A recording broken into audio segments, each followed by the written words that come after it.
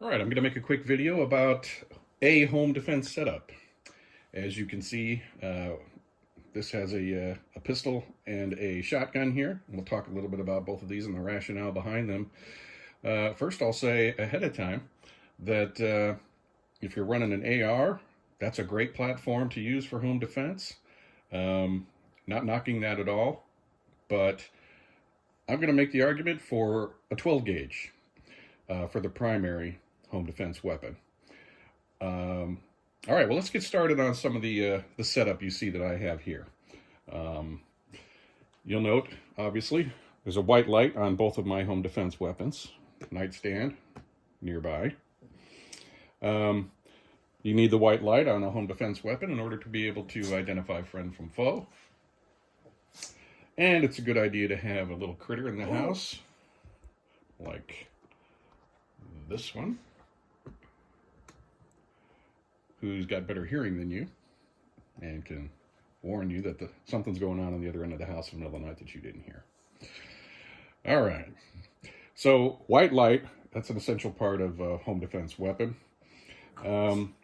This is a Remington 870. And you can see some of the things I've done to set it up. Some of the things might be kind of mysterious for you, like what's that all about and why would that be on a pump shotgun instead of an AR? We'll get into that. And let's see here. All right, we'll start with the stock. Here I have a replacement stock. I bought this from Hogue. This is the 12-inch length of pull stock. Most shotguns, these 18.5s, they'll come with 14-inch plus stocks. But for CQB in your house, and basically any purpose, a 12-inch length of pull stock is better for being able to shoulder it quickly and comfortably, especially in constricted areas like a hallway or in your house. So went with the 12-inch length of pull, went with the Hogue instead of the Magpul. You'll notice I went with the Magpul forend here. I did not do that here, principally because of the cost. They're ridiculously expensive for those. But I always buy Hogue. If you're familiar with what few videos I posted already, I like Hogue. I like rubberized grips. And this has a nice rubberized feel to it. Great recoil pad.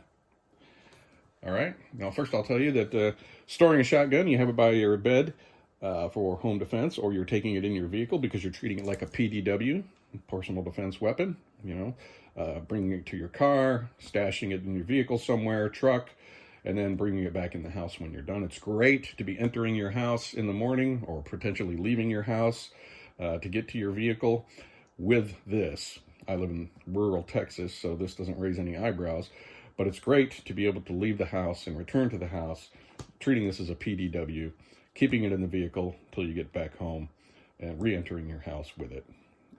In case you're greeted by someone you don't know in the house. But so the 12-inch length of pull stock. I was starting to say that this shotgun, like all shotguns, should be kept in a condition called cruiser ready, which is a full tube. This particular 870 has a 6-shell tube, but nothing in the chamber, and kept on fire.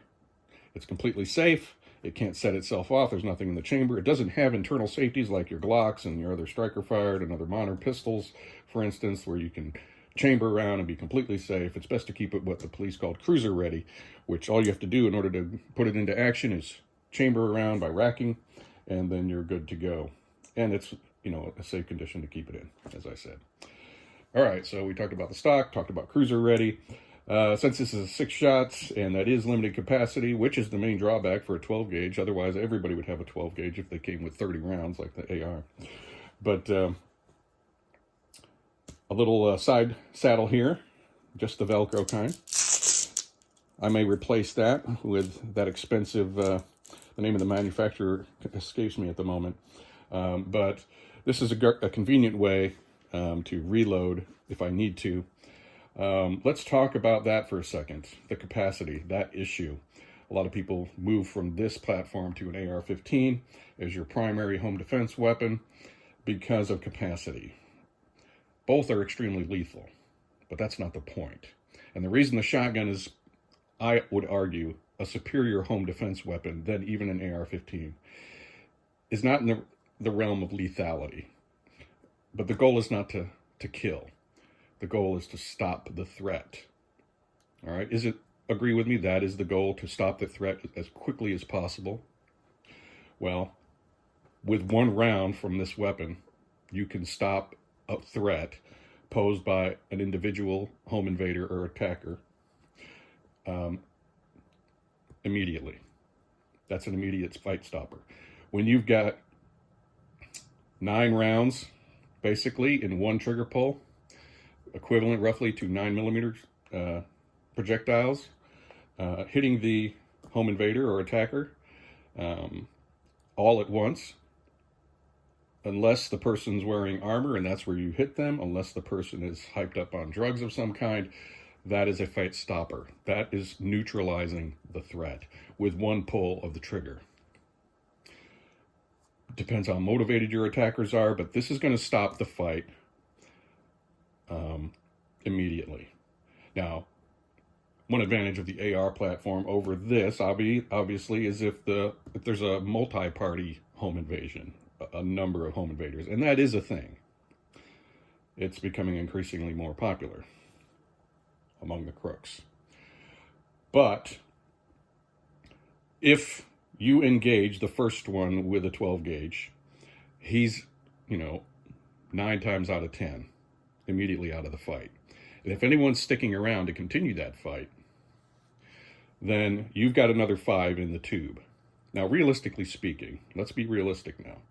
If you're defending your home from home invaders, if they're well armed, are you still well equipped for a group of home invaders with the 12 gauge with only 6 plus 4, and that is not a fast reload? I would argue yes. 95 times out of 100, you are well prepared with a 12 gauge to deal with a multi-person home invasion. That first person, he's out of the fight. Anyone else that wants to stick around, for some reason they're highly motivated, they're really attached to that person, and they want to get them out of your house and deal with you first, you're still got plenty of firepower for that. It's going to be an extremely unusual set of circumstances where a multi-person home invasion party group of criminals that are coming into your house to do you harm and take your belongings, harm your wife, or your family if you're a single mother. This will be more than sufficient. That's going to stop the fight. You're going to be able to deal with 6 intruders potentially.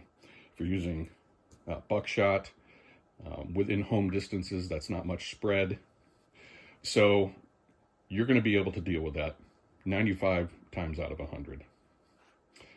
If you're being attacked by a party of ninjas, they're all out to kill you. It's a matter of professional pride. They have to exterminate you.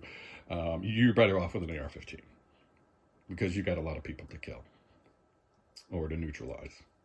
And that's the thing about the AR-15. You may kill him, but he might not kill him immediately. He's not neutralized as a threat, potentially. Whereas, 9 pellets of buckshot being received by that attacker all at once is going to end the fight. And I think for the average American who's defending his home from an attack in his own home by 1 attacker, 2 attackers, 3 attackers, potentially more, you got more than what you need in this Remington 870 or Mossberg 590 or 500 or Maverick 88. This is an ideal home defense weapon. This will get the job done. There will be a rare set of circumstances where you will need more than 6 rounds of double-aught buck. And you got a few spare on the side here. This setup, as you can see, is just a Velcro setup. It's very cheap. Get that on Amazon. And you got 4 more to top off if you need to for some reason. But the whole argument here is that there's more than enough within the tube to deal with a home invasion, to defend yourself and your family at home. There's also less social stigma right now about the 12 gauge, isn't there?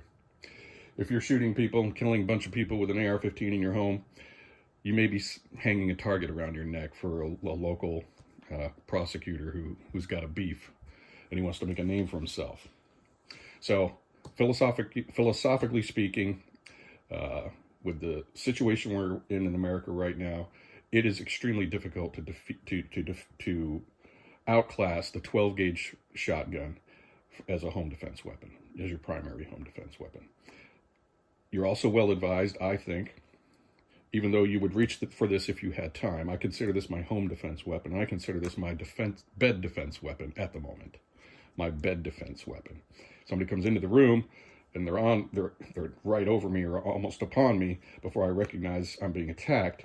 Getting this from where I have it, it's very conveniently located, nothing in between me and it, but it's not as fast as grabbing this. And a high capacity 9mm, something like that, is going to be highly effective for defending the bedroom. If you've got time to grab something more serious before you rescue your kids on your end of the house because somebody's kicked in the door, what have you, whatever the scenario, you've got a couple of seconds to grab this, then that's what you do. And that's, as I said, more than adequate for most of the situations you'll encounter defending your home. All right, well, we talked about the stock. We talked about this. This is actually S-Tac. I tried buying the manufacturer of this 4-shot caddy here, this side saddle, is S-Tac, E-S-S-T-A-C. I bought these after I bought some Spanker. Spanker was fine. I now find out, no, not really worse off with those than I was with these. But I did notice that these are much more tightly bound. They'll hold the shells a little more securely. With the Spanker, I found that they would fall out. Some fell out during a competition, a 3-gun competition in which I used this. As I mentioned in another video, I tend to take weapons I actually use. This is a home defense weapon. I wanted to try it out in the setup I currently had. This setup is different than I had at that time because I realized during the competition, testing my gear, that the setup was not going to work for me. And I'll tell you about that in a second. I have a red dot standing on the top here. Most people that use a shotgun will tell you, get that red dot down low if you're going to have one. And I don't argue with that. But I wanted to get a TRS-26. It's the next step up of Bushnell's red dot. You remember the TRS-25. That was a great little red dot. I've got one. It's cheap. That's usually the kind of startup red dot. You're going to try things out with a Bushnell. And it's a fine and reliable little optic. Very, very, very affordable. This is the next gen, the 26. And it has a very long, unlike the 25, has a very long life. I can leave that on. You can get something from Holosun that's a shake awake will also work on this sort of thing. But I went with the constantly on Bushnell TRS-26, and that'll be on for a year or two. I'll probably change the battery out every year. And it's not too high. When I shoulder this during competition, everything was fine, not a problem. Quickly acquire my target, my dot, works great. Close in, you don't need it, but a shotgun, despite the fact that it fires multiple projectiles at once, is not an area weapon. It isn't, especially inside your home. Talk about the shells, I guess, now. These are the Federal Flight Wad. These are the lower recoil 1145 feet per second. It's got that flight wad in there to help them retain a tight group out to even 15 yards, which is probably about the max distance in each of your rooms and hallways in your house. But if not, doesn't matter. Anywhere in the house, these are going to maintain a tight pattern. You're not going to have a bunch of spread. And they're very, very potent buckshot. And of course, I went with the same manufacturer and law enforcement slugs. Just one in there. Everything else is buckshot in the tube. 3 buckshot and just 1 slug, just because you never know. All right. Yes, I know that chicken's deadly. That chicken's deadly. Very good, very good. All right, this is the Olight. It's the Valkyrie PL Pro. It's a great light. It's 1500 lumens. It's great for blinding people, and I can activate it with my thumb right here, or I can activate it here with this finger. I had this reversed before with the light on that other side and the tape switch on this side. And during the competition, I was beating the heck out of my thumb, drawing blood and everything else. And that was the second setup I had. Then I tried putting the tape switch on the bottom, and then this was still over there, and then it was still beating me up. And so I decided to put this here. There's no way this is going to beat me up here. No way. Now we're going to talk about that on the Magpul forend. Magpul forends are great. You can mount stuff on it very easily. It's very secure with the M-LOK system. Highly recommend that. And that's not expensive. The stock was. That's not. So went with the Magpul. Now that is an item that, like I said before, you're probably used to seeing on an AR-15. That makes more sense. AR pistol. If you've owned one of those or used one of those, you're probably likely to have seen somebody running or have run one of these yourself on that. And the idea of that is to pull it in nice and tight. That's the philosophy of that usage on your AR, was to pull it in. Well, if you notice here, it's reversed. Now, why would I do that? If you've ever heard of Rob Hoke, let me see. I really don't know how the guy spells his name, but he teaches the push-pull method. So you're pushing on your forend while you're pulling slightly on the pistol grip, on the stock. You're just tucking that into your cheek, and you don't even have to put the stock up against your shoulder at all. You're absorbing the recoil by pushing on the forend. Well, I reversed that for my intended purpose, which was a pulling in, to be a pushing out by reversing it. So the theory is, and I'm going to test this out at the range, that I can push that forward much more securely while I'm shooting, and that reduces the recoil, makes it easy to fire shot after shot without bruising your shoulder. And you can act like a tough guy, but you know what I'm talking about it. All right, so that's what I wanted to talk about here, is the 12-gauge shotgun as a primary home defense weapon, and a high cap 9 or another pistol for your bed defense until you can acquire this. ARs are great, but the idea isn't to kill. The idea is to incapacitate and neutralize. A person could be shot with those tiny 22 rounds, lots of velocity there. Yeah, the person's probably going to die, but that could happen 10, 20, 30, 60 seconds later, or even beyond. But the amount of trauma, the amount of massive instantaneous trauma that you can cause with 12-gauge shotgun cannot be matched by any weapons that we have out there in circulation, if we're going to be honest. So I recommend that. I recommend you at least consider it. Remington 870s can be purchased very cheaply these days. It's a very reliable shotgun. You can get the Mossbergs. They're awesome. 590 A1. You have an even longer tube. And you come with 20-inch barrels on a lot of these as options for even the 870. And you get even more rounds in the tube. And you can get extensions as well. But I think 6 is sufficient. Like I said, I'm not going to be attacked by a party of ninjas out for my blood. This will be more than enough. Truth be told, 95 out of 100 situations of having to defend your home. I'm sure I'm forgetting something, but didn't want to make this too long.